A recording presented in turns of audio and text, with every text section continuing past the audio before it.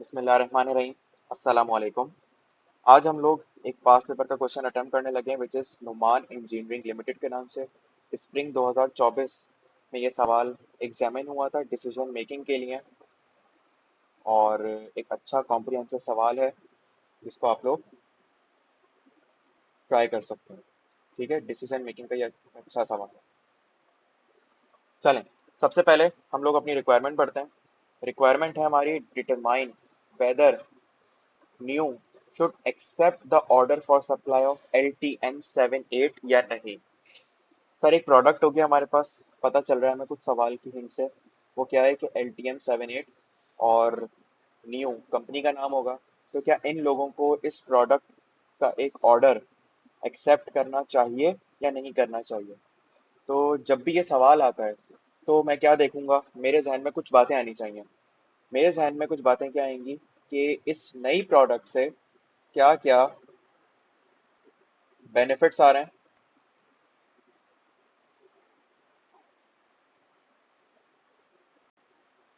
LTM78 से benefits क्या क्या आ रहे हैं, और इन बेनिफिट्स को अर्न करने के लिए मुझे क्या क्या कॉम्प्रोमाइज करना पड़ रहा है। शायद कोई कंट्रीब्यूशन मार्जिन कॉम्प्रोमाइज करना पड़ रहा हो, शायद कोई मजीद एक्सपेंस इनकर करना पड़ रहा हो। इन दोनों का मैं डिफरेंस निकालूंगा। तो अगर वो डिफरेंस मेरे पास क्या आ जाए, पॉजिटिव आ जाए, मतलब बेनिफिट्स कॉम्प्रोमाइज से ज्यादा हैं, तो हाँ, मैं इस प्रोजेक्ट को कंटिन्यू कर लूंगा। ठीक है, ये मेरे जहन में एक बेसिक अप्रोच आ गई। अब मैं इस बेसिक अप्रोच की मदद से अपने सवाल का डेटा गैदर कर रहा हूँ। Noman Engineering Works New is engaged in the manufacturing and sale of electric motors of single specification model EMV33। ये जो कंपनी है ये एक प्रोडक्ट बनाती है जिसका नाम क्या है, EMV33। The production process of EMV33 involves two departments. इसके अंदर दो डिपार्टमेंट्स इन्वॉल्व होते हैं, ए एंड बी, और उन दोनों की आपको डिटेल्स दी हुई हैं। अवेलेबल मंथली आवर्स कितने हैं आपके पास, 30 दिन। आवर्स रिक्वायर्ड पर यूनिट, ये आपको बता दिए। अब इस डेटा को जरा समझिएगा ध्यान से। डिपार्टमेंट ए में मशीन भी इस्तेमाल हो रही है, लेबर भी इस्तेमाल हो रही है। तो मशीन पूरे महीने में कितने घंटे कंज्यूम करती है, अवेलेबल कितने, कंज्यूम नहीं सॉरी, अवेलेबल कितने, 5400 घंटे।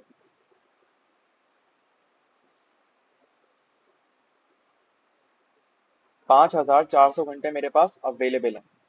लेबर के 5600 घंटे अवेलेबल है डिपार्टमेंट ए में। डिपार्टमेंट बी में मशीन के 3600 और डिपार्टमेंट बी में लेबर के 7500। ये दोनों डिपार्टमेंट्स के अंदर मशीन और लेबर के अवेलेबल आवर्स मुझे इसने बता दिए।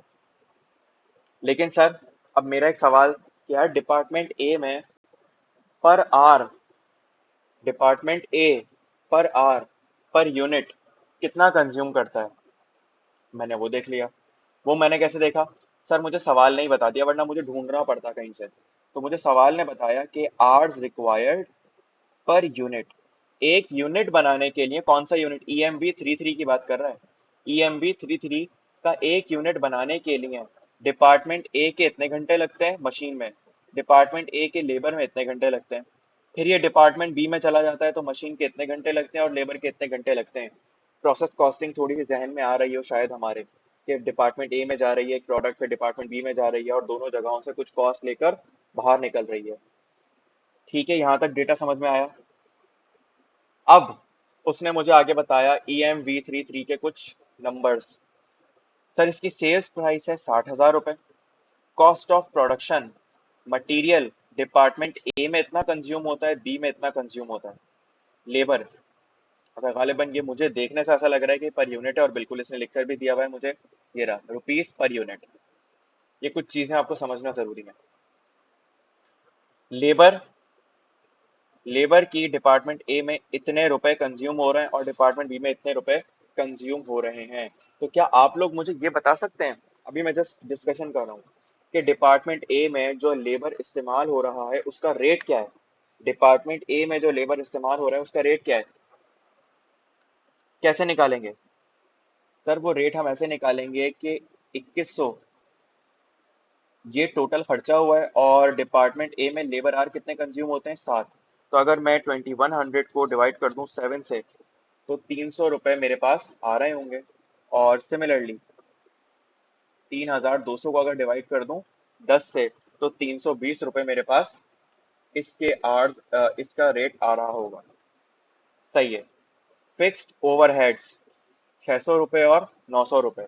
अच्छा, ये फिक्स ओवरहेड्स हैं, तो यानी अगर मैं EMV33 छोड़कर किसी और प्रोडक्ट की तरफ जाता हूँ, तो क्या ये फिक्स्ड ओवरहेड्स स्टिल इनकर करने पड़ेंगे या ये सेव हो जाएंगे? सेव हो जाएंगे। क्यों सेव हो जाएंगे? क्योंकि ये फिक्स्ड हैं। अगर मैं EMV33 बंद कर दूंगा, तो फिक्स्ड ओवरहेड्स भी कंज्यूम होना बंद हो जाएंगे। आगे चलें। Variable overheads. Sir variable overheads क्या है? Based on machine hours. Based on machine hours 1800 रुपये वेरिएबल ओवरहेड्स जाते हैं और 2000 रुपये। तो क्या आप लोग मुझे बता सकते हैं कि वेरिएबल ओवरहेड्स का पर यूनिट रेट क्या है? सर इस 1800 को अगर मैं डिवाइड कर दूं डिपार्टमेंट ए के मशीन आवर्स से, डिपार्टमेंट बी के 2000 को डिवाइड कर दूं 5 से, तो मेरे पास क्या आंसर आ रहा होगा? अगर मैं 1800 को 6 से डिवाइड कर दूं और 2000 को 5 से डिवाइड कर दूं। 1800 डिवाइड बाई 6 300, और 2000 डिवाइड बाय 5 कर दूं तो मेरे पास 400। ठीक है, ये 300 और 400 मेरे पास वेरिएबल ओवरहेड्स का रेट है। एक सवाल है कि वो जो स्टिल खर्च होंगे फिक्स्ड ओवरहेड्स, वो कौन से होंगे? वो यही फिक्स्ड ओवरहेड्स होंगे। लेकिन जरा गौर करना, अगर मैं पूरे के पूरे EMV33 को ही डिसकंटिन्यू कर रहा हूँ, जरा सोचना, तो क्या मैं उस वेयर हाउस का रेंट पे करूंगा? मैं तो बंद कर रहा हूँ, ताला लगा रहा हूँ। क्या मैं वो जो जनरेटर का किराया दे रहा था, क्या मुझे वो किराया देना पड़ेगा? बिल्कुल भी नहीं, क्योंकि मैं जनरेटर ही वापस कर दूंगा। फिक्स्ड ओवरहेड्स एक सूरत में खत्म हो सकते हैं, अगर आप उस पूरी की पूरी प्रोडक्ट को ही क्या कर दो, बंद कर दो। मैंने ये नहीं बोला कि अगर अभी मैं 100 यूनिट बना रहा हूँ बाद में 90 यूनिट बनाऊं तो क्या फर्क पड़ेगा, नहीं। अगर आप अपनी प्रोडक्शन को 100 से कम करके 80 पे लाते हो, तो फिक्स्ड ओवरहेड्स पे कोई फर्क नहीं पड़ेगा, ये एज इट इज आएंगे। लेकिन अगर आप 100 से 0 कर देते हो, तो शायद आप वो रेंट देना बंद कर दो, आप जनरेटर ही वापस कर दो। बात समझ में आई? लेकिन अगेन, अगर सवाल आपको कह दे कि नहीं नहीं, ये जो फिक्स्ड ओवरहेड्स हैं ये तो फलाने फैक्ट्री का रेंट है, और वो फैक्ट्री तो फिर भी हमारे पास रहेगी, तो फिर उस सूरत में आप फिक्स्ड ओवरहेड्स को कंसीडर कर रहे होगे। बात समझ में आई मिस्टर खालिक?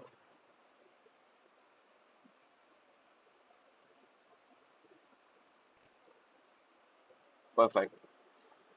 चलें जी, ये सब कुछ करने के बाद मुझे पता चल गया कि मेरे पास टोटल वेरिएबल कॉस्ट कितनी आ रही है। Cost per sorry, variable cost नहीं बोलूंगा इसको मैं, क्योंकि इसमें फिक्स भी शामिल है। मेरे पास टोटल कॉस्ट कितनी आ रही है? ये फिक्स्ड ओवरहेड ने हर जगह काम खराब किया। हाँ, ये फिक्स्ड ओवरहेड ने हर जगह काम खराब किया भाई। मेरे पास टोटल कॉस्ट पर यूनिट कितनी आ गई? 30,600। और मुझे पता चल गया मेरे पास प्रॉफिट कितना आ रहा है। ठीक है, यहाँ तक मेरा डेटा गैदर हो गया। New has recently been approached by a customer interested in purchasing 990 units of a special type of motor, जिसका मॉडल क्या है ये, offering rupees 1,05,000 for each unit. However, accepting this order would require suspending the production of EMV33। मतलब अगर आपको ये काम करना है, तो आपने EMV33 को ताला लगाना पड़ेगा, सस्पेंड करना पड़ेगा। Following information has been gathered in relation to the proposed order। इस ऑर्डर से रिलेटेड आपको कुछ बातें बताई गई हैं, details relating to each unit of LTM78। वो क्या है? आपको रॉ मटेरियल की कॉस्ट बताई गई, डिपार्टमेंट ए में जो इस्तेमाल होगा, डिपार्टमेंट बी में जो इस्तेमाल होगा। इसका मतलब है कि ऊपर जो रॉ मटेरियल इस्तेमाल हो रहा था वो यहाँ पर इस्तेमाल नहीं होगा। ठीक है।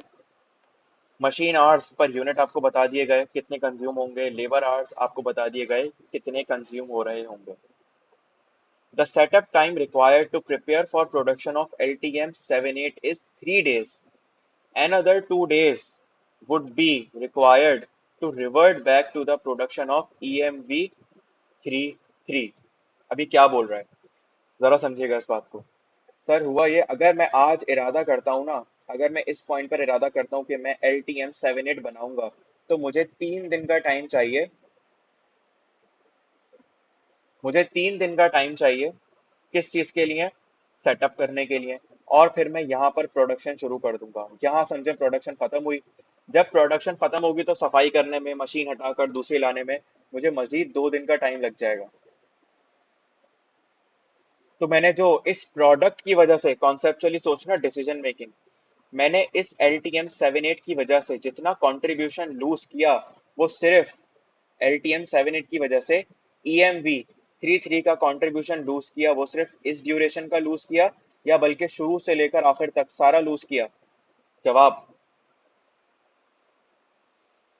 तो उस कंट्रीब्यूशन लॉस के अंदर सिर्फ ये वाला पीरियड आएगा, प्रोडक्शन वाला, या फिर जो प्रिपरेशन के लिए आपको दिन चाहिए थे, या जो वापस से EMV 33 के लिए आने के लिए दिन चाहिए थे, वो भी शामिल करोगे इसके अंदर?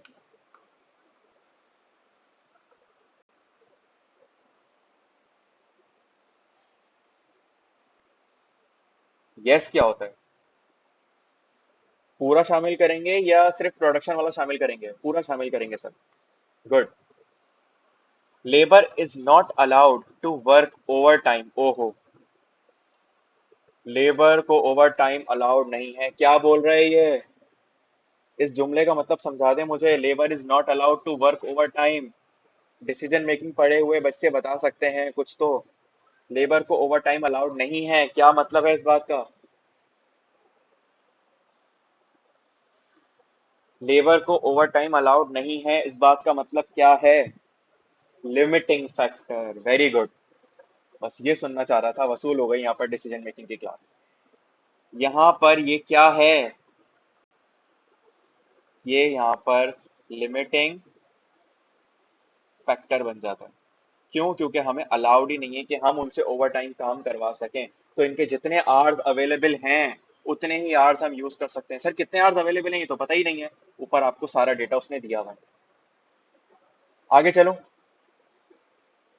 Further, the labor of each department is specifically trained for tasks within that department and cannot be used in other departments. कल हमने एक सवाल किया था, उसमें उसने कहा था कि ये लेबर है, मजदूर है, इनको जहां काम कराना है करा लो, कोई फर्क नहीं पड़ता। लेकिन यहाँ पर उसने कह दिया कि सर एक मसला है, डिपार्टमेंट ए की लेबर सिर्फ डिपार्टमेंट ए में ही काम कर सकती है, वो बी में काम नहीं कर सकती। तो अल्टीमेटली अगर मैं उस लिमिटिंग फैक्टर को एडजस्ट करना चाहता, तो मैं कहता कि चलो यार, अगर ए में कुछ घंटे फारिग हो तो बी में आ जाओ, बी वाले कुछ घंटे फारिग हो तो ए में आ जाओ। लेकिन यहाँ वो चीज पॉसिबल है या नहीं है? यहाँ वो चीज पॉसिबल है या नहीं है? नहीं है, क्योंकि यहाँ पर लेबर स्पेसिफिक डिपार्टमेंट के लिए ट्रेंड है। क्लियर है यहाँ तक? Idle labour is paid at 85% of the normal wage rate. Idle labor hours related to EMV 33 have already been included in fixed overheads. चौथे पॉइंट में वो कहना चाह रहा है कि आपके जितने भी लेबर आवर फारिग होते हैं तो आप उनको पैसे देते हैं। तो मतलब लेबर कॉस्ट वेरिएबल तो है, लेकिन फारिग वक्त के भी आप उनको पैसे देते हैं। एक तो अगर आपने उनसे टाइम पे काम करवा लिया, पूरा टाइम कंज्यूम कर लिया, तो कोई मसला नहीं है। लेकिन अगर आप उनसे किसी टाइम पर काम नहीं करवाते, उनको फारिग रखते हैं, तो फिर भी आपको उनको पैसे देने पड़ेंगे। कितने पैसे देने पड़ेंगे? नॉर्मल वेज रेट का 85%। वो जो यहाँ पर आपने कैलकुलेट किया था ना, इसका था 300, इसका था 320, इन दोनों का 85% आपको स्टिल पे करना पड़ेगा। तो अगर मैं रेलेवेंट कॉस्टिंग की बात करूं, तो क्या वो रेलेवेंट कॉस्ट है मेरे लिए या नहीं है, लेबर को फारिग बिठाने के लिए? अगर मेरे डिसीजन की वजह से लेबर फारिग बैठेगी, तो क्या मेरे लिए ये रेलेवेंट कॉस्ट है या नहीं है?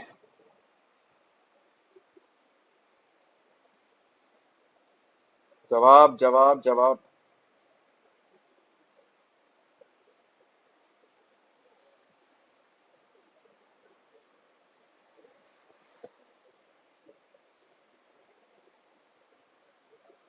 चलो गुड। अब हमें स्ट्रक्चर तो समझ आ गया, अब हमें ये देखना है कि LTM 78 के फायदे और मैं कॉम्प्रोमाइज क्या कर रहा हूँ। मैं कॉम्प्रोमाइज यहाँ पर EMV 33 कर रहा हूँ, ये मुझे समझ में आ गया। तो मुझे अल्टीमेटली ये देखना है कि मैं EMV33 से कितना कमा रहा था और मुझे कितना नुकसान होगा। ठीक है, तो सबसे पहले एक काम करते हैं कि EMV33 का लॉस निकाल लेते हैं कि आपको कितना लॉस हो रहा होगा अगर आप LTM78 की तरफ जाते हैं। तो मैं एक वर्किंग कर रहा हूँ। अच्छा, आपको वर्किंग नीचे की तरफ करनी है, हम भी नीचे ही करते हैं, एक काम करते हैं, थोड़ा गैप छोड़ के वर्किंग शुरू करते हैं। एग्जाम में आपने वर्किंग ऐसे ही करनी है, वर्किंग नंबर वन। ठीक है, तो वर्किंग नंबर वन में पहले मैं क्या कर रहा हूँ, मैं निकाल लेता हूँ लॉस ऑफ EMV33। ठीक है, EMV33 पे कितना मुझे लॉस हो रहा है। अब इस लॉस के अंदर सारी चीजें शामिल हो जाएंगी EMV33 की वजह से। जब मैं लॉस कैलकुलेट करने जा रहा हूँ तो सबसे पहले तो मुझे ये पता होना चाहिए कि मुझे टाइम कितना लगेगा। जरा लॉजिकली सोचिएगा, मुझे कितना नुकसान होगा, मुझे कितना नुकसान होगा। अब जरा सोचना, आपको यूनिट्स कितने बनाने, आपको यूनिट्स कितने बनाने, 990 यूनिट्स बनाने हैं आपने। नूर अपना माइक म्यूट कीजिएगा जरा।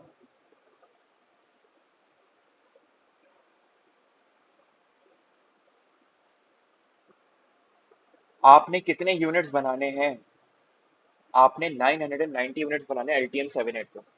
अब मुझे ये बताओ कि आपको ये यूनिट्स बनाने में टाइम कितना लगेगा, आपको ये यूनिट्स बनाने में टाइम कितना लगेगा, मुझे ये देखना पड़ेगा।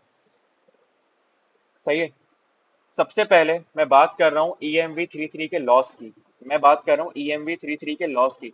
तो पहले मैं ये देखना लूँ कि EMV33 बनता कितना है इस टाइम के अंदर, EMV33 बनता कितना है इस टाइम के अंदर। आओ देख लेते हैं। अब यहाँ पर इसकी कैलकुलेशन बड़ी मजेदार है। क्या मजेदार है, पहले मैं इसकी कैपेसिटी निकालूंगा मशीन आर्ट्स की बेसिस पे। बहुत ध्यान से सुनिएगा, ये एक नई चीज है आप लोगों के लिए, आपने देखी नहीं होगी अभी तक। डिपार्टमेंट ए के लिए भी और डिपार्टमेंट बी के लिए भी, मैं इन दोनों डिपार्टमेंट्स के लिए कैपेसिटी निकाल रहा हूँ। कैपेसिटी का मतलब कि ए डिपार्टमेंट कितने यूनिट्स बना सकता है मशीन आर्ट्स की बेसिस पे। अब मुझे आप लोग जवाब देंगे, मेरे पास कितने मशीन आर्ट्स अवेलेबल हैं डिपार्टमेंट ए में, 5400, और डिपार्टमेंट बी में 3600। ध्यान से, बहुत ज्यादा, 5400 और 3000, इतने मशीन आवर्स मेरे पास अवेलेबल हैं ए में, इतने बी में। ये मशीन आवर्स इस्तेमाल होंगे प्रोडक्ट बनाने के लिए। एक प्रोडक्ट को बनने में कितने घंटे लगते हैं, एक प्रोडक्ट को बनने में 6 घंटे और 5 घंटे लगते हैं।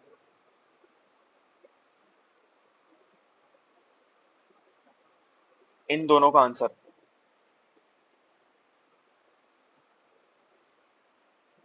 900 और 720। ये क्या बता रहा है, कोई मुझे एक्सप्लेन कर सकता है। सर, ये 900 और 720 आपको ये बता रहा है कि अगर डिपार्टमेंट ए में डिपार्टमेंट ए में जितने मशीन आवर्स अवेलेबल हैं, सारे मशीन आवर्स कंज्यूम हो जाएं, तो उस सूरत में 900 यूनिट्स बन सकते हैं। और अगर डिपार्टमेंट बी के अवेलेबल आवर्स सारे कंज्यूम हो जाएं, तो कितने यूनिट्स बन सकते हैं, 720 यूनिट बन सकते हैं। तो अगर मैं आपसे सवाल करूं कि मुझे एक्चुअल, अगर मैं EMV33 को डिसकंटिन्यू करता हूं तो मुझे नुकसान कितने यूनिट्स का होगा, 900 यूनिट का या 720 यूनिट का, 900 यूनिट का या 720 यूनिट का। ये कोई टेक्निकल पॉइंट नहीं होगा, ये सिर्फ कॉन्सेप्चुअल बात है, इसमें कोई कैलकुलेशन, कोई कॉम्प्लेक्सिटी इन्वॉल्व नहीं है। 720 यूनिट का, और बाकी लोग बताएं 900 या 720 का मुझे नुकसान कितने का होगा। 720 का क्यों होगा ये बताना है असल में, या 900 का होगा तो क्यों होगा। जी मिस नूर, आपका जवाब नहीं आया, सबका जवाब आना चाहिए।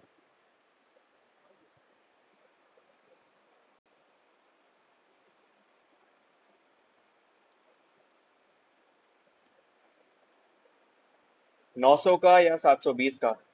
नहीं नहीं, नॉर्मल लॉस की बात ही नहीं है यहाँ पर, यूनिट्स की बात हो रही है यहाँ पर। ये यूनिट्स ये बता रहा है कि कैपेसिटी, ये कैपेसिटी बता रहा है कि जरा समझना, अगर आप इसको लॉस समझ रहे हो, शायद ये लॉस वगैरह नहीं, ये कैपेसिटी बता रहा है कि मशीन आवर्स अगर 5400 घंटे मशीन चलती है तो वो 900 यूनिट्स बनाएगी। और अगर डिपार्टमेंट बी की बात करो तो वो 720 यूनिट्स प्रोसेस कर पाएगी। तो जो बचे हुए यूनिट्स होंगे, मैं नॉर्मल लॉस को भी कंसीडर ही नहीं कर रहा, जो बचे हुए यूनिट्स होंगे उनको अगले महीने प्रोसेस कर रही होगी। जो बचे हुए यूनिट्स होंगे वो अगले महीने प्रोसेस हो रहे होंगे।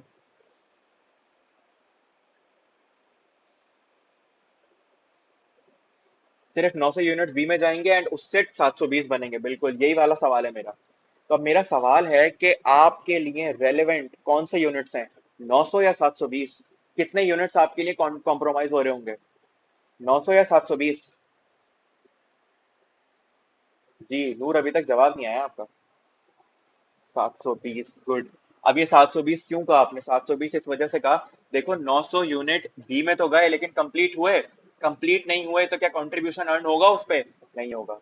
तो ऐसे कौन से यूनिट्स हैं जिनके ऊपर कंट्रीब्यूशन अर्न हो रहा होगा?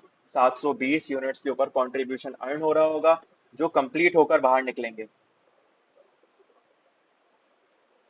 और जो कंप्लीट होकर बाहर निकलेंगे सिर्फ उन्हीं के ऊपर कंट्रीब्यूशन लूज हो रहा होगा। ये मैंने कैपेसिटी निकाली बेस्ड ऑन मशीन आवर्स। आओ अब कैपेसिटी निकालते हैं बेस्ड ऑन लेबर आवर्स,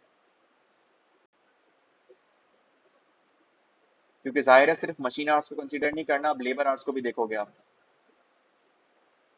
और इन चारों को देखते हुए फिर आप डिसाइड करोगे कि मेरे लिए यूनिट्स कौन से हैं।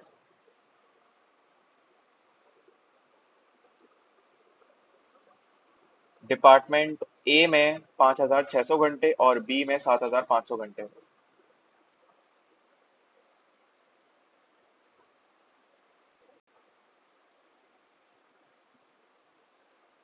ए में 5600 और 7500।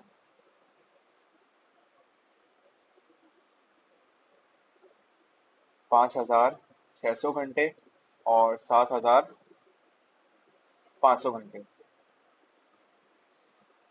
मैं इनको डिवाइड कर दूंगा इनके रिस्पेक्टिव लेबर आवर्स से, तो मुझे पता चल जाएगा कि लेबर कितने यूनिट्स बना सकते हैं। 7 और 10।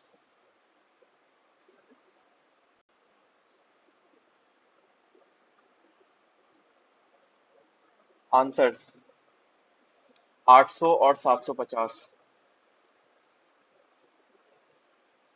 800 और 750। अब इन चारों नंबर्स को देखते हुए बताओ, मतलब लेबर काम करेगा तो वो ज्यादा से ज्यादा इतने बना सकता है, बी में इतने बना सकता है, और मशीन काम करेगी तो ए में इतने बना सकती है, बी में इतने बना सकती है। तो अगर मैं आपसे सवाल करूं कि मैं कितने यूनिट्स को कंसीडर करूंगा, तो मेरे पास फाइनली कितने यूनिट्स बन के निकल रहे होंगे एक महीने में? अब जरा ध्यान रखना, पर मंथ है सारी कॉस्टिंग, क्योंकि मेरे पास जो आवर्स हैं वो भी पर मंथ है। 800 या 750, 900 या 720, चार नंबर्स हैं, इन चार में से कोई एक यूज करूंगा मैं। कौन सा? कौन सा नंबर यूज हो रहा होगा? सर ये नंबर यूज होगा। क्यों? क्योंकि लेबर 800 यूनिट पे काम कर लेगी, 750 यूनिट पे काम कर लेगी, मशीन 900 पे काम कर लेगी, लेकिन फाइनली जो मशीन कंप्लीट कर पाएगी वो 720 यूनिट से कर पाएगी। इससे एक यूनिट ज्यादा कंप्लीट नहीं हो पाएगा। तो अल्टीमेटली मेरे लिए कितने यूनिट्स EMV33 के एक महीने में कंप्लीट हो रहे होंगे? 720 units. Hence 720 units of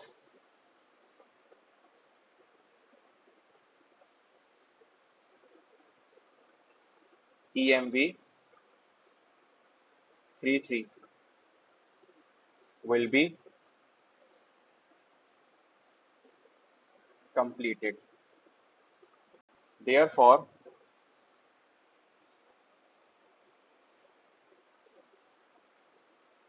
720 units per month is relevant.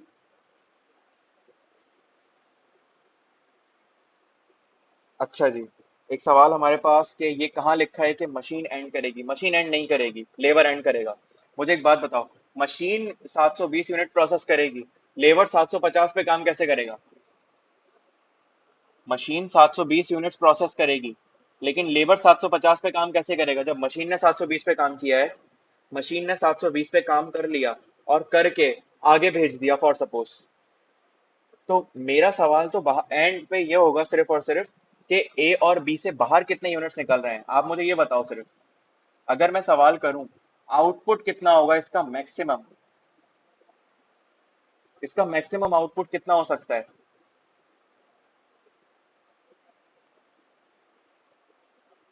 720 units का। इससे एक यूनिट भी ज्यादा नहीं बन पाएगा। बाकी के यूनिट्स बन तो जाएंगे लेकिन वो फंसे हुए होंगे मशीन के अंदर। ठीक है, एक महीने में 720 यूनिट्स मेरे पास बन रहे होंगे। सही है, यहाँ तक मुझे बात समझ में आ गई कि मेरे एक महीने में कितना यूनिट्स का कंट्रीब्यूशन लूज होगा, 720 का। अब सवाल ये उठता है कि एल टी एम 78, अब आपको ये देखना है ना कि आपको एल टी एम 78 बनाने में कितना टाइम लगेगा। आपका अगला सवाल ये होगा, एल टी एम 78 बनाने में कितना टाइम लगेगा। मुझे लॉजिकली एक बात बताना, अगर एल टी एम 78 बनाने में 6 महीने लगेंगे तो कितने यूनिट्स का नुकसान हो जाएगा मुझे? एक महीने में 720 यूनिट, तो 6 महीने में मल्टीप्लाई कर देंगे, 4320 यूनिट्स का नुकसान हो रहा होगा मुझे। इसीलिए मैं कैलकुलेट कर रहा हूँ कि एल टी एम 78 की वजह से कितने महीने मुझे प्रोडक्शन को सस्पेंड रखना पड़ेगा ई एम वी 33 की। ठीक है, अब मुझे बताओ एल टी एम 78 बनाने में कितना टाइम लगेगा, मुझे कैसे पता चलेगा? सर सिंपल सी बात है, जो कैलकुलेशन यहाँ पर की है वही कैलकुलेशन ऊपर भी कर लो कि कितने, पहले तो ये डिसाइड करो कि एक महीने में, क्योंकि आपके पास लिमिटिंग फैक्टर क्या है? लिमिटिंग फैक्टर क्या है?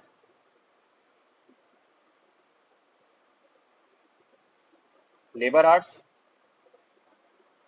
एंड मशीन आवर्स भी तो है, क्योंकि मशीन से थोड़ी ओवर टाइम करवा सकते हो। तो मैं अल्टीमेटली यहाँ दोनों चीजें लिख रहा हूँ। और ऊपर भी अगर आप देखें तो मैंने वही कंसीडर किया कि ये चारों लिमिटेड है मेरे पास। अब ये अगर चारों लिमिटेड हैं, मेरे पास ये सब कुछ लिमिटेड है, तो मुझे ये देखना है कि मैं एल टी एम 78 कितने यूनिट्स बना सकता हूँ एक महीने में। पहले मैं ये देखूं एक महीने में कितने यूनिट्स बन सकते हैं एल टी एम 78 के। क्या करूंगा मैं, जरा मेरी अप्रोच समझना। पहले मैं ये देखूंगा कि मैं एक महीने में पर मंथ कितने यूनिट्स बन सकते हैं। For suppose 400। अब मुझे ये बताओ कि मुझे यूनिट्स चाहिए कितने थे, मुझे कितने यूनिट्स रिक्वायर्ड थे? सवाल में लिखा था उसने 990 यूनिट।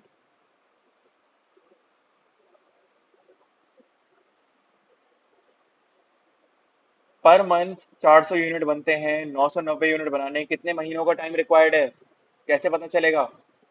990 को अगर मैं डिवाइड कर दूंगा 400 से, आंसर बताओ। 990 को अगर मैं डिवाइड कर दूंगा 400 से,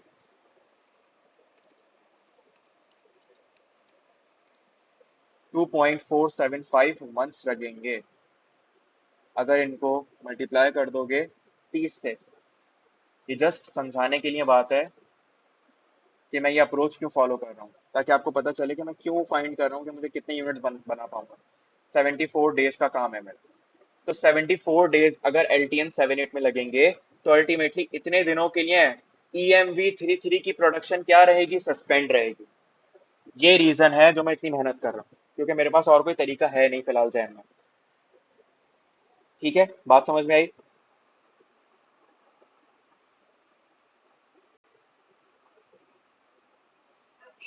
अब मैं इसको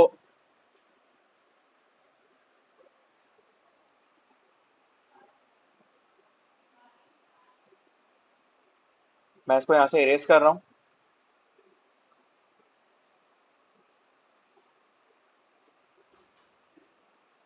अब मैं इस पे यहाँ पे मैं इसको इरेज कर रहा हूँ।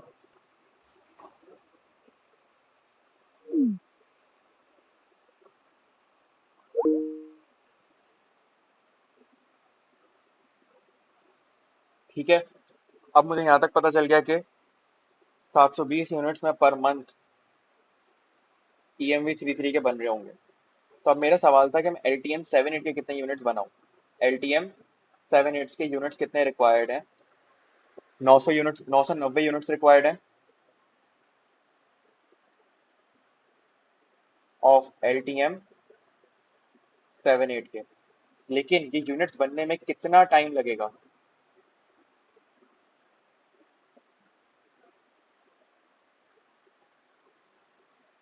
पहले ये देख लो कि एक यूनिट को बनने में कितना टाइम लग रहा होता है, या उस टाइम फ्रेम के अंदर जो लेबर आवर्स, मशीन आवर्स आपको गिवन है, उस मशीन आवर्स में आप कितने यूनिट्स मैक्सिमम बना सकते हो। तो ये सेम वर्किंग मैं यहाँ पर कॉपी पेस्ट कर देता हूँ। बस फर्क कितना होगा कि ये EMV33 के लिए थी, और अब मैं जो वर्किंग कर रहा हूँ वो LTM 7/8 के लिए होगी।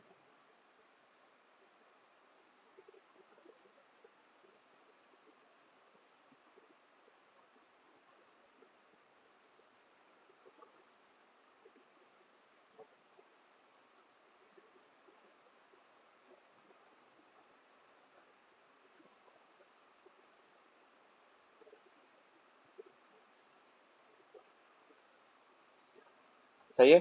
अब यहाँ पर मुझे सिर्फ एक चीज चेंज करनी है, EMV33 के यूनिट्स नहीं, बल्कि मुझे LTM 7/8 के आवर्स बताओ। मशीन आवर्स कितने लगेंगे? डिपार्टमेंट बी में 6 घंटे, ए में 10 घंटे। 10 और 6 घंटे machine hours. Available hours change होंगे मेरे पास, या अवेलेबल आवर्स यही रहेंगे? अवेलेबल आवर्स चेंज होंगे या यही रहेंगे? अवेलेबल आवर्स तो यही रहेंगे सर, 10 घंटे और 6 घंटे। और लेबर की बात करूं तो 8 घंटे और 12 घंटे।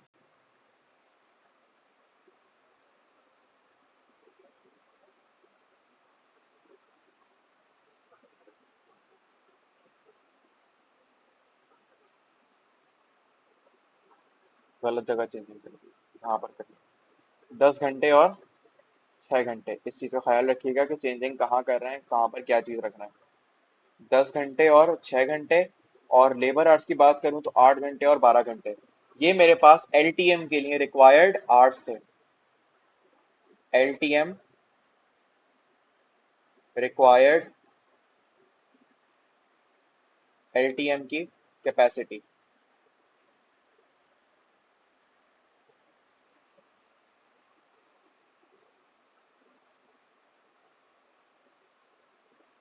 मेरे पास यूनिट्स आ जाएंगे 540 और 600, 700 और 625। ये मेरे पास इनके यूनिट्स आ गए। अब मुझे कोई बता सके कि सर मैं LTM के कितने यूनिट्स बना सकता हूँ, मैं LTM के कितने यूनिट्स बना सकता हूँ, LTM के कितने यूनिट्स बना सकता हूँ। कंप्लीट फाइनल आउटपुट कितना हो सकता है? सर 540। तो ये मुझे जुगाड़ नजर आ रहा है कि जो सबसे छोटा नंबर नजर है, बस सर उसको डिक्लेयर कर दीजिएगा। 540 यूनिट्स LTM के मेरे पास बन रहे होंगे। ठीक है सर, वेरी गुड, समझ में आ गया। अब मुझे पता चला, जरा गौर करना। अब मुझे ये पता चला कि पर मंथ आप 540 यूनिट्स ऑफ LTM 7/8 आपको चाहिए कितने? 990 यूनिट। तो कितने डेज रिक्वायर्ड हैं अगर मैं पूछूं तो? कितने डेज रिक्वायर्ड हैं? 990 को डिवाइड कर दो 540 से, तो मंथ्स पता चल जाएंगे। और फिर उसको मल्टीप्लाई कर देना 30 से, और इसको मल्टीप्लाई कर देना 30 से, तो आंसर आएगा 55 दिन। Very good. 55 दिन रिक्वायर्ड है मुझे एलटीएम का ये ऑर्डर फुलफिल करने के लिए। लेकिन सर एक मसला है।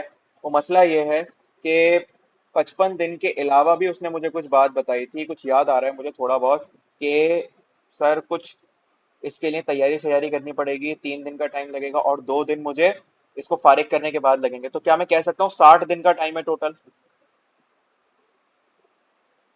प्लस 2 दिन प्लस 3 दिन, तो मेरे पास 60 डेज का टाइम आ रहा है। मुझे 60 दिन लगेंगे, यानी कि अप्रोक्सीमेटली 2 महीने लगेंगे मुझे LTM-78 बनाने के लिए।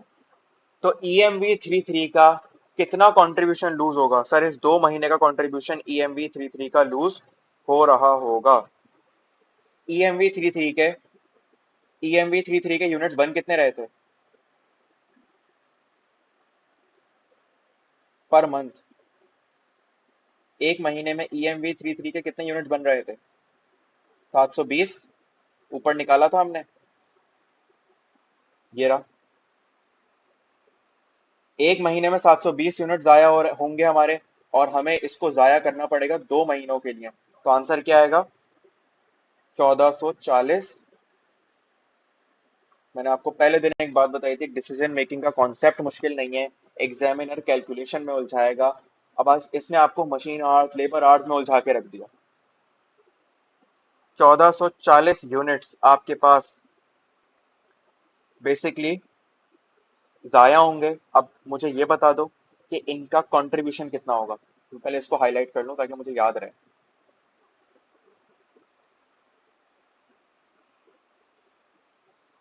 Units of EMV33 compromise. यहां तक किसी का कोई सवाल?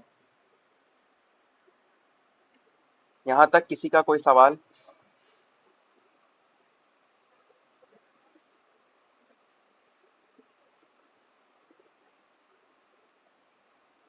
चलो आगे चलते हैं। अब मुझे ये तो पता चल गया, मैं इसको अगर मल्टीप्लाई करवा दूं इसके कंट्रीब्यूशन से,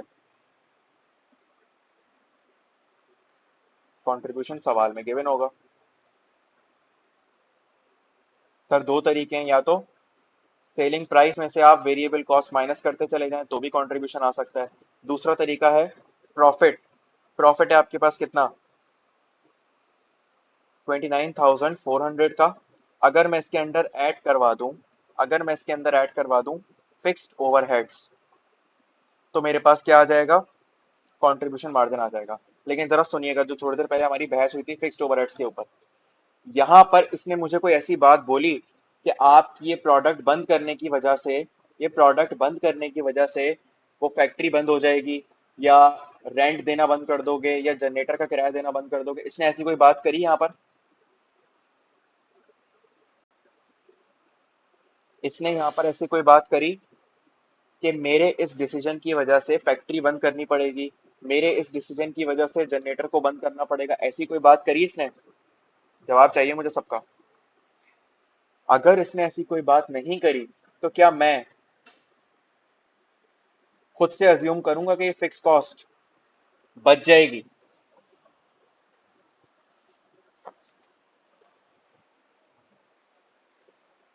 नहीं भाई, क्यों करूंगा? जब इसने कोई बात नहीं करी तो क्या हो गया?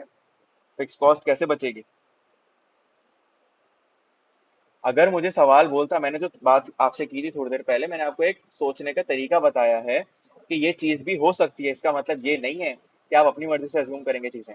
अगर आपको वो बोलेगा कि यार ये फैक्ट्री कहीं और इस्तेमाल नहीं हो सकती, ये तो सिर्फ इसी के लिए थी, अब मैं बंद कर दूंगा, अगर बंद करोगे तो फिक्स कॉस्ट बचेगी ना, अगर बंद नहीं करोगे तो फिक्स ओवरहेड कैसे बचेंगे? कॉन्सेप्ट समझो। अगर जनरेटर वापस करोगे तो फिक्स ओवरहेड बचेंगे ना, वरना कैसे बचेंगे? शायद मैं वापस ही ना करूं, मैं बोलूं मैं पड़े पड़े जंग लगने दूंगा इसको, लेकिन मैं वापस नहीं करूंगा, मेरी जिद है।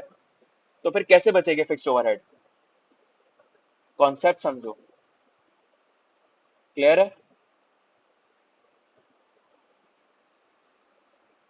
29,400 मेरे पास प्रॉफिट है। अगर मैं इसके अंदर फिक्स्ड ओवरहेड्स को ऐड कर दूं विच इज 1,500, तो मेरे पास क्या आ जाएगा? मेरा कंट्रीब्यूशन मार्जिन कितना? 30,000। सबको क्लियर है ये फिक्स ओवरहेड वाली बात? किसी को भी कोई डाउट है तो पूछ सकता है। कंट्रीब्यूशन कैसे आएगा मेरे पास? सर 29,900 में प्लस कर देंगे 1,500, 30,900। आंसर बताओ।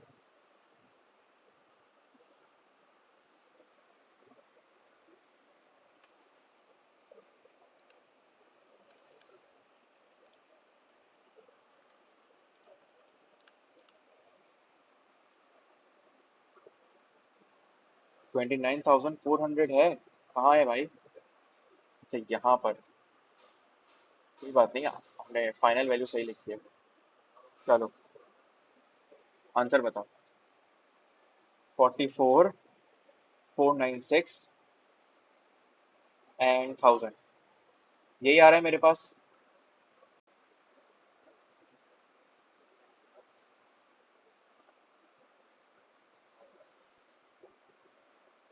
CM foregone. यहाँ तक किसी का कोई सवाल है तो पूछ सकता है। यहाँ तक आपने पार्ट 1 कंप्लीट कर लिया सवाल का।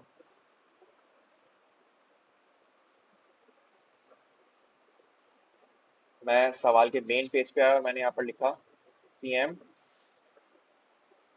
Foregone of EMB33। अगर किसी को समझना है तो पूरी वर्किंग वन देख ले जाकर। 44,496,1000।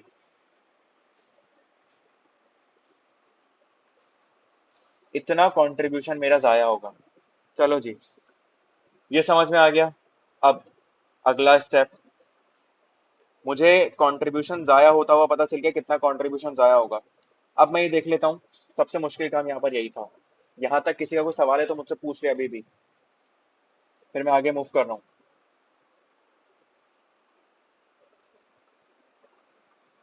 कोई सवाल नहीं है किसी का भी? चलो मैं वर्किंग टू की तरफ जा रहा हूँ। अब वर्किंग टू में मैं क्या करूंगा?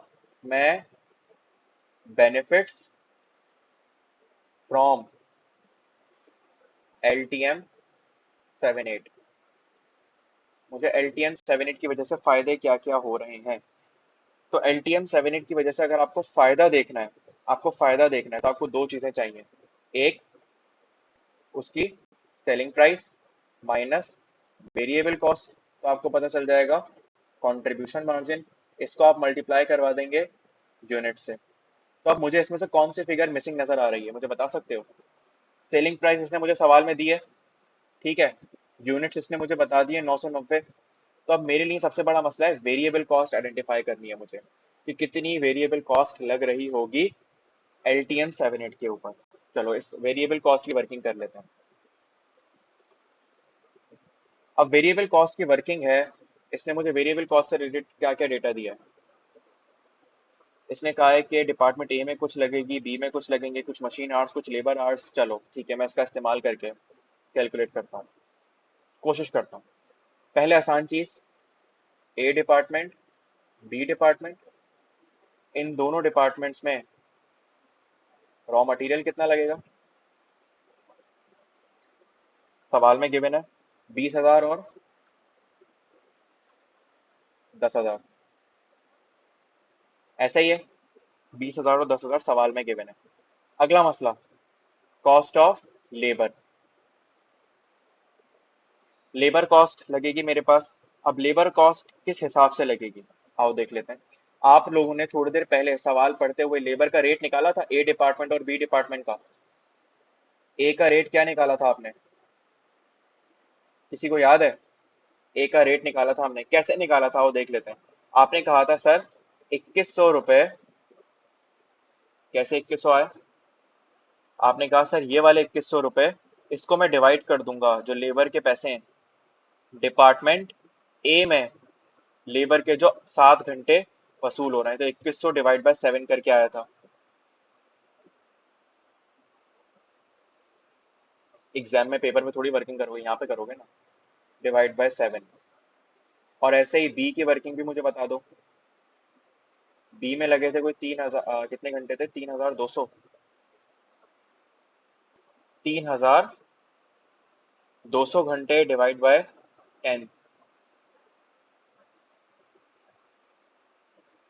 3,200 घंटे डिवाइड बाय 10।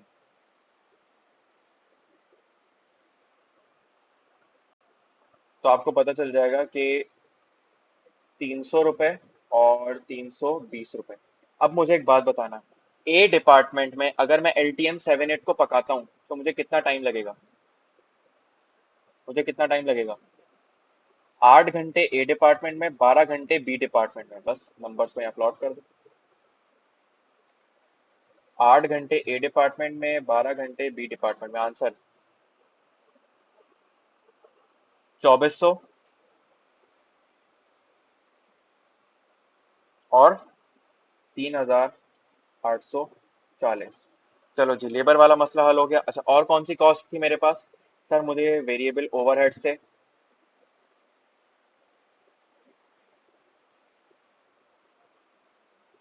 सवाल में गिवन है कि आपके पास कॉस्ट ऑफ प्रोडक्शन में मटेरियल लग रहा होता है, अकाउंट फॉर कर लिया। लेबर लग रहा होता है, अकाउंट फॉर कर लिया। फिक्स्ड ओवरहेड्स काम के नहीं है हमारे।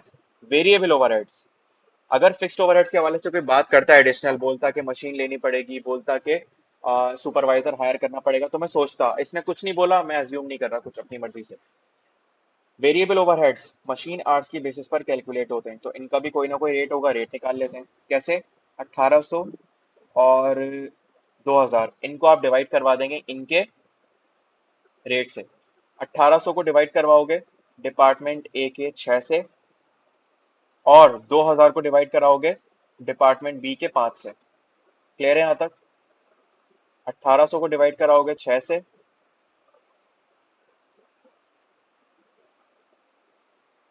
ए डिपार्टमेंट, और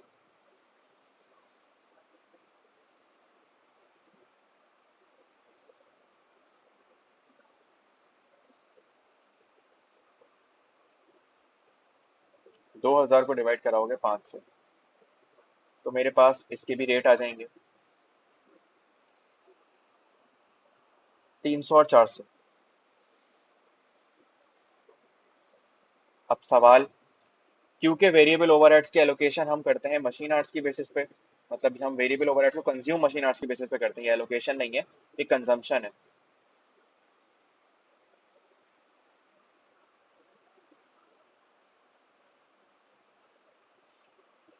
मशीन आवर्स कितने कितने लग रहे होंगे? 10 घंटे और 6 घंटे।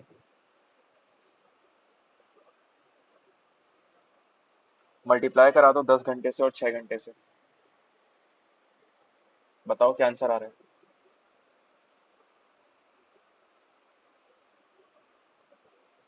इसका आ रहा है 3,000, और 400 मल्टीप्लाई बाय 6 का आंसर आ रहा है।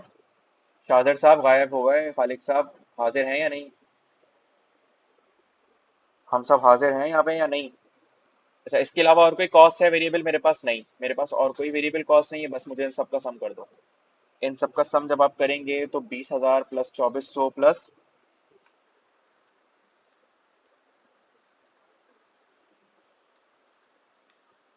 25,400 डिपार्टमेंट ए के, और 2400 प्लस 3,840 प्लस 10,000, 16,240। इन दोनों का सम कर लोगे तो मुझे वेरिएबल कॉस्ट पता चल जाएगी पूरी प्रोडक्ट की। क्या आंसर आ रहा है? 41,640। 41,640। अगर आपके पास कॉस्ट है, वेरिएबल कॉस्ट, तो मुझे कंट्रीब्यूशन बता सकते हो इसकी मदद से? बिल्कुल बता सकते हैं सर, ये है वेरिएबल कॉस्ट। मुझे कंट्रीब्यूशन निकालना है तो मेरे पास सेलिंग प्राइस होनी चाहिए, और वो हमें सवाल में गिवन है, विच इज 1,09,000। मुझे याद पड़ी ऐसी कोई कॉस्ट थी, कहाँ लिखी गई? ये रही, 1,05,000। 1,05,000 में आप इसको बेच सकते हैं, तो इसकी सेलिंग प्राइस 1,05,000 है।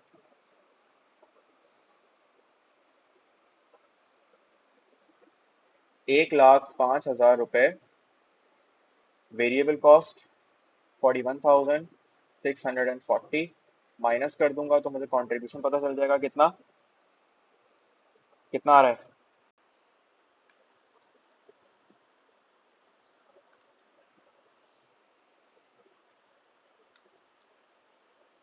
63,360।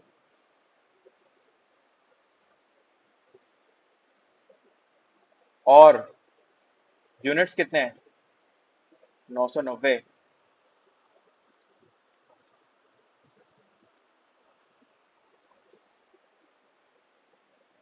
62। भाई 64 नहीं है, ये क्या हो गया, खुदा का खौफ करो। 62।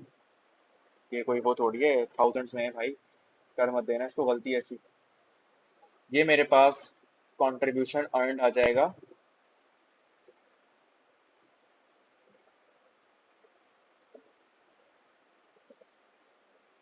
LTM 78 से। इतना कंट्रीब्यूशन आप कमा लेंगे।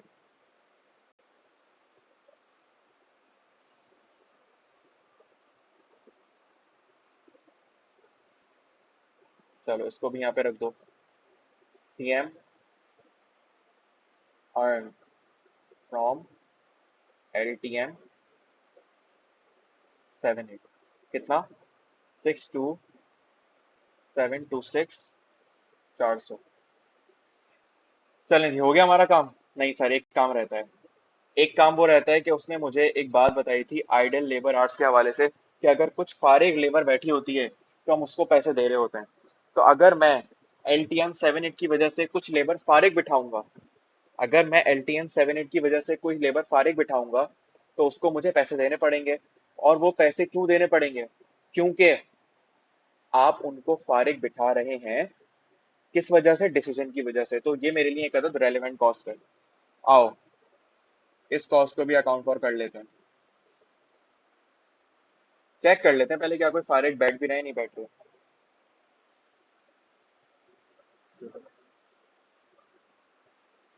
Working number 3।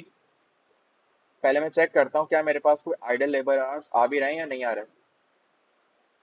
मुझे कैसे पता चलेगा मेरे पास आइडल लेबर आवर्स आ रहे हैं नहीं आ रहे?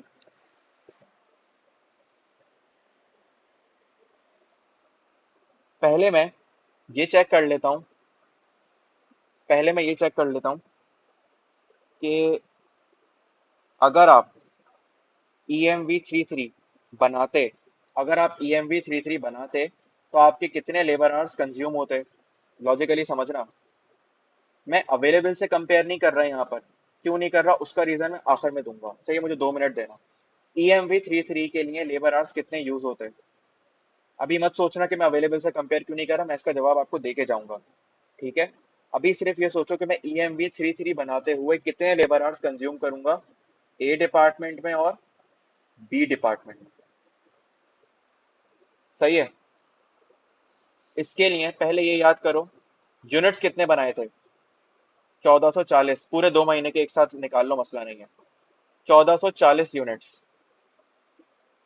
1440 यूनिट्स ए डिपार्टमेंट में प्रोसेस होंगे। एक यूनिट को बनने में कितना टाइम लग रहा था? सवाल में गिवन है 7 घंटे। लेबर आर की बात कर रहा हूं मैं, मशीन आर की बात नहीं कर रहा। 7 घंटे ये रहे। ठीक है। और डिपार्टमेंट बी में 10 घंटे। तो मुझे पता चल जाएगा EMV 3 बनने में टोटल कितने घंटे कंज्यूम हो रहे थे।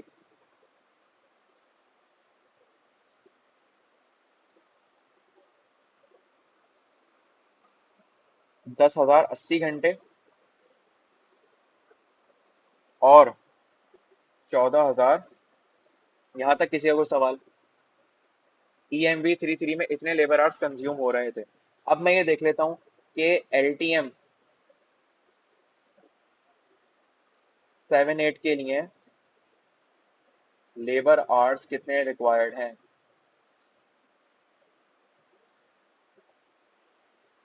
कितने लेबर आवर्स रिक्वायर्ड हैं LTM 78 के लिए? सर सवाल में गिवन है। LTM 78 आप बना कितने रहे हो? आप 990 बना रहे हो। एक यूनिट के लिए अभी ऊपर हमने वर्किंग की है इसकी, कितने यूनिट्स चाहिए, कितने आवर्स चाहिए सॉरी, 8 घंटे और 12 घंटे, ये रहे, 8 घंटे और 12 घंटे।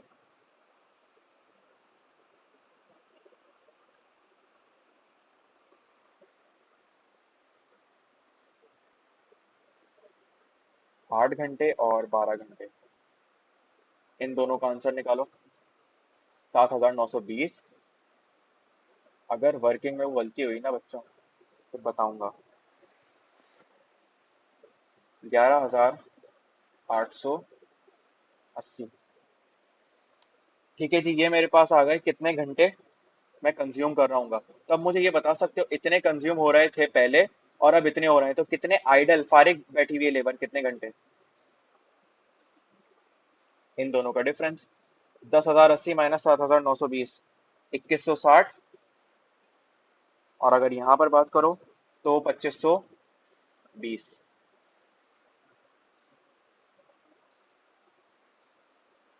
आइडल लेबर आवर्स कितने बैठे हुए हैं।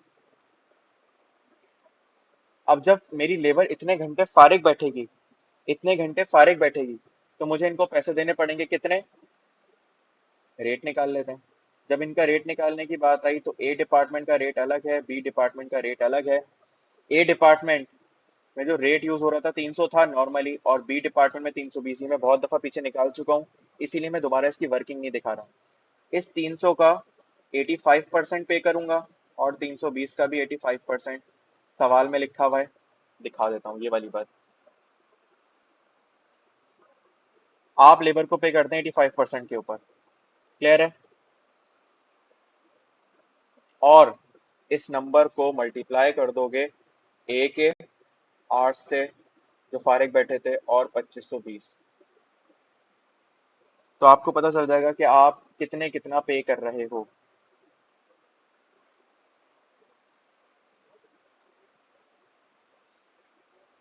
पेमेंट टू आइडल लेबर, ये आपको हर सूरत पे करना है, भले आप कितने भी यूनिट्स बनाए।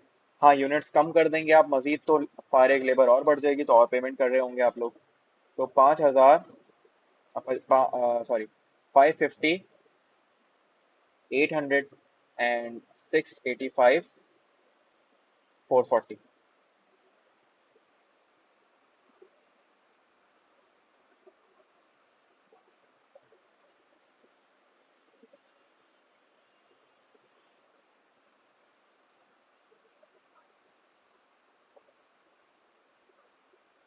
सही है, यहाँ तक बात समझ में आ गई। अब मुझे क्या करना है, मुझे इस नंबर को उठाकर एज इट इज कहाँ रख देना है, क्योंकि ये भी मेरे लिए कदर रेलिवेंट कॉस्ट है, ये मैं कॉस्ट इनकर कर रहा हूँ। अच्छा मुझे बताओ, ये कॉस्ट इनकर हो रही है या बचत हो रही है।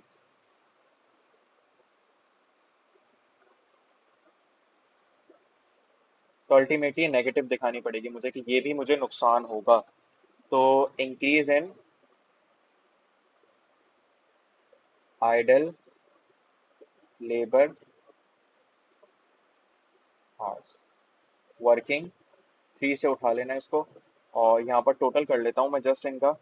कितना है, 5, 50, 800 प्लस 6, 8, 5, 440। क्या आंसर आ रहा है।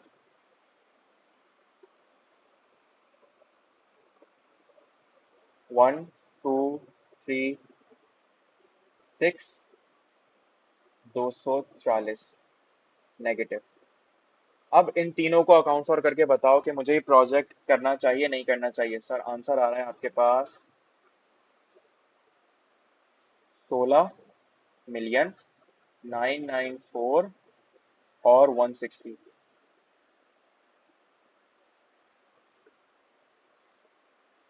पॉजिटिव आंसर आ रहा है तो उसका मतलब यस, LTM 78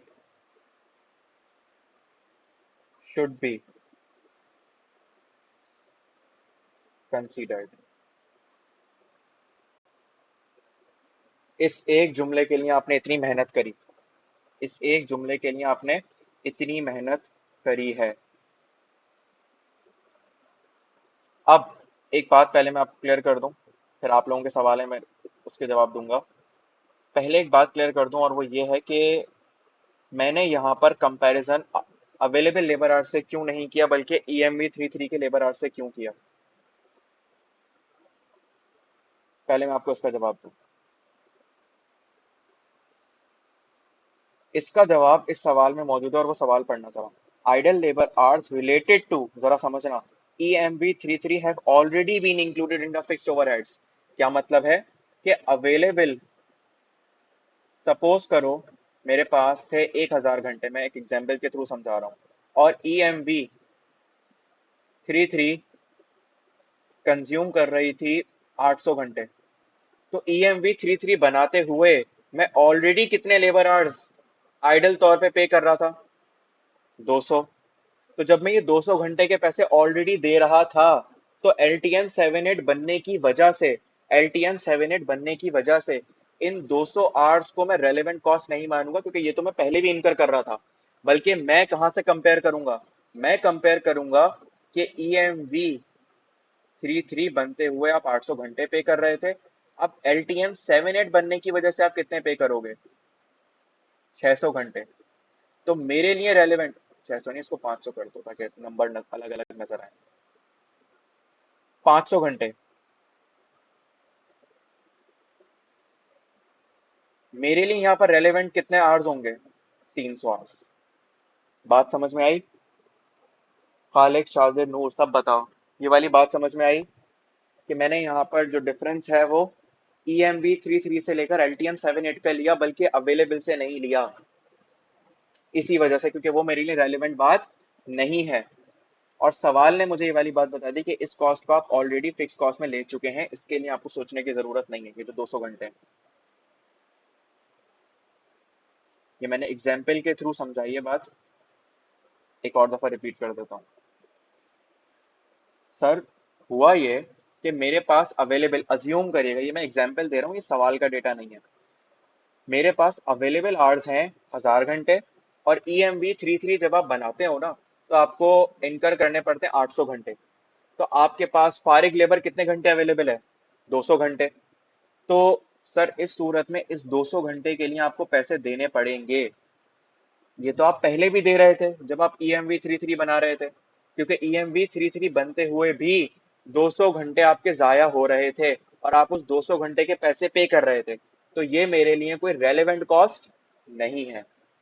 लेकिन जब मैंने EMV 33 छोड़कर LTM 78 बनाने की कोशिश करी, तो EMV 33 और LTM 78 के दरमियान जो डिफरेंस आया, मेरे लिए वो रेलेवेंट कॉस्ट है। तो मैं 1000 से कंपेयर नहीं कर रहा, मैं 800 से कंपेयर कर रहा हूँ। बिकॉज ये जो 800 घंटे हैं, ये मैं नॉर्मली इनकर कर रहा था, और अब मैं कितने कर रहा हूँ? 500। तो मजीद इस डिसीजन की वजह से मेरे आर्ट्स में कितनी कमी आ रही है, कितने आर्ट्स जाया हो रहे हैं इस डिसीजन की वजह से? 300 घंटे। इस डिसीजन की वजह से 300 घंटे जाया हो रहे हैं। क्लियर हुआ? सब लोग बताएंगे ये वाली बात मुझे।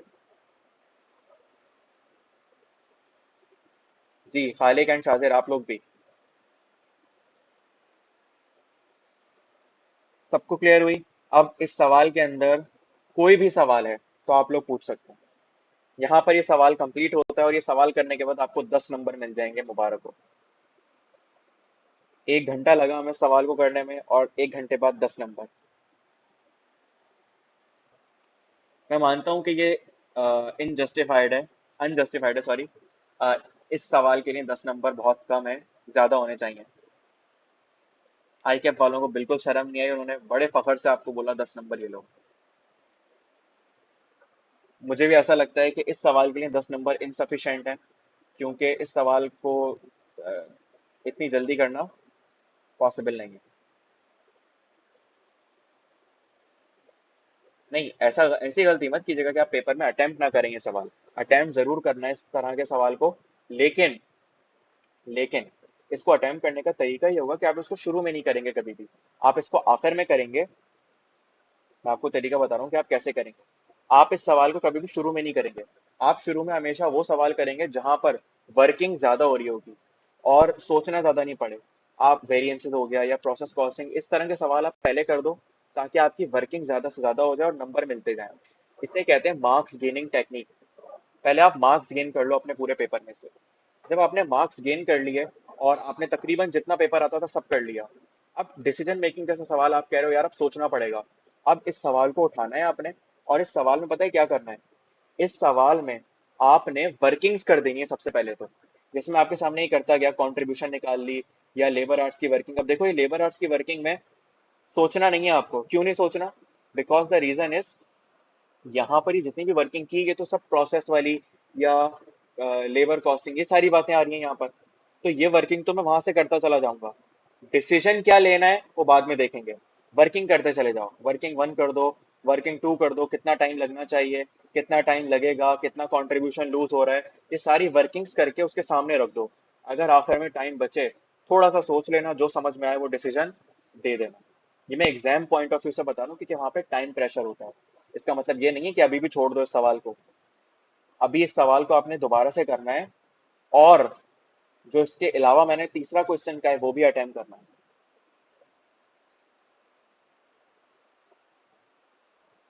रिसेंट अटेम्प्ट में कौन सा आया था वो पता चल जाएगा। 2025-26 का पास पेपर फुल हो गया। मैंने आप लोगों को ग्रुप में एक पीडीएफ फाइल भेजी है, रात को बैठ के आप लोगों के लिए उसमें सारे सवाल मैंने कंपाइल कर दिए हैं। मैं वो दिखा भी दूं आपको। इसके अंदर हमने टॉपिक वाइज सारे पास पेपर्स को ब्रेकअप कर लिया, जो आप लोग चाह रहे थे मुझसे। ऑटम 22 से लेकर स्प्रिंग 2026 तक जितने मुझे पास पेपर्स मिले, मैंने उन सबको ब्रेक कर दिया है टॉपिक्स के अंदर। तो अब अगर आपको प्रैक्टिस करनी है तो डिसीजन मेकिंग के ये सवाल हैं, आप इन सवालों को प्रैक्टिस कर लेंगे, आपके पिछले सारे पास पेपर हो जाएंगे। ऐसे ही लेबर कॉस्टिंग के, वेरिएंसेस के, ये सारे सवालों को मैंने ब्रेक डाउन कर दिया है। ठीक है? सफिशिएंट टाइम है आप लोगों के पास। कोई ये नहीं कह सकता सर बहुत कम टाइम रह गया, अभी तो 2 महीने पड़े हुए हैं। और कर लेना बराए मेहरबानी ये सारे सवाल। ठीक है? देखो, रात को 3 बजे तक बैठकर मैंने आप लोगों के लिए इसको कंपाइल किया है, इन सारे सवालों को एक एक पीडीएफ खोल के, एक एक पास पेपर खोल के एनालाइज किया कि इसका, इवन आप नोटिस करोगे पार्ट ए पार्ट बी भी अलग अलग आ रहा है। कि पार्ट ए इस टॉपिक से आया, पार्ट बी दूसरे टॉपिक से आया। तो बराए मेहरबानी अब कर लेना, अब रीजन मत देना कि सर भूल गए, थक गए थे, सो गए थे। ठीक है? आप सबने डिसीजन मेकिंग के ये सारे सवाल करने। नहीं, हाल एक का सवाल है कि क्या यही करें, बुक वाले छोड़ दें? बिल्कुल भी नहीं। बुक वाले सेल्फ टेस्ट क्वेश्चंस आप कोशिश करें कि आखिर वाले सेल्फ टेस्ट के जो 3-4 सवाल हैं वो कर लें लाजमी, क्योंकि उनसे आपकी प्रैक्टिस अच्छी हो जाएगी। डिसीजन मेकिंग के हम और भी सवाल करेंगे क्लास के अंदर आने वाले वक्त में, लेकिन मैं पहले चाह रहा हूँ कि पहले आप कुछ खुद से प्रैक्टिस कर लें। अगर सारे सवाल मैं करवा दूंगा आपको, तो अल्टीमेटली पेपर जाया करने वाली बात होती है, पास पेपर जाया हो जाते हैं इससे। ठीक है?